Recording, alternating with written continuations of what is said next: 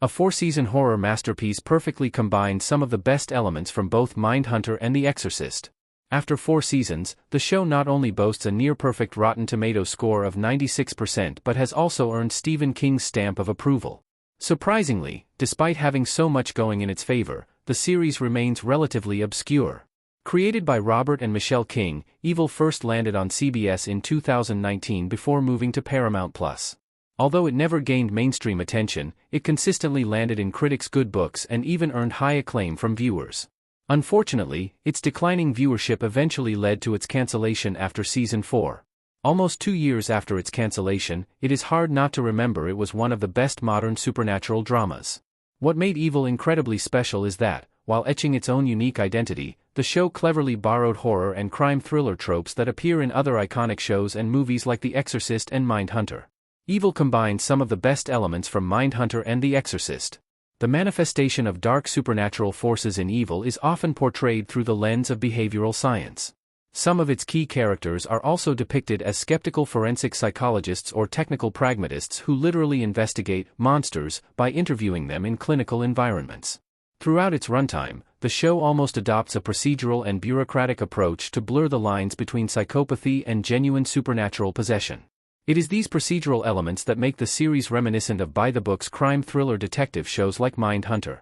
However, while displaying a cold, psychological intellectualism that reminds one of David Fincher's movies, Evil also does not shy away from scaring viewers with its supernatural plot lines. Time and again, it convinces you that every new seemingly supernatural development can be explained through a scientific concept. Just when you fall for the show's convincing explanation, though, it terrifies you with a supernatural twist that defies all logic. In some of its scariest moments, Evil seems reminiscent of classic horror movies like The Exorcist, albeit with a tinge of weird satire that always lands.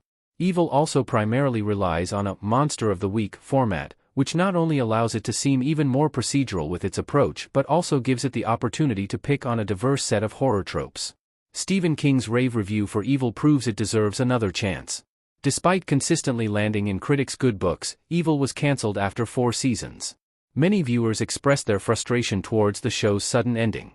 Even Stephen King expressed his love for the series, via Twitter, by calling it great, funny, witty, and very, very sharp.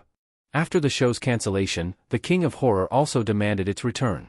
Unfortunately, despite garnering such high praise from Stephen King, Evil did not get a second chance.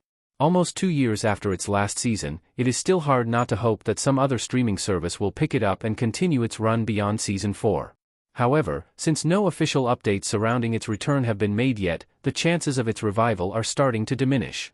Evil had a lot more stories to tell beyond season 4 and even had intriguing narrative setups in the last installment that could have been expanded into at least 2 more seasons. It is disappointing that, like Mindhunter, the supernatural horror show will probably never get to reach its natural conclusion. However, even its 4 available seasons tell well-rounded and satisfying stories that viewers can embrace and even revisit every once in a while.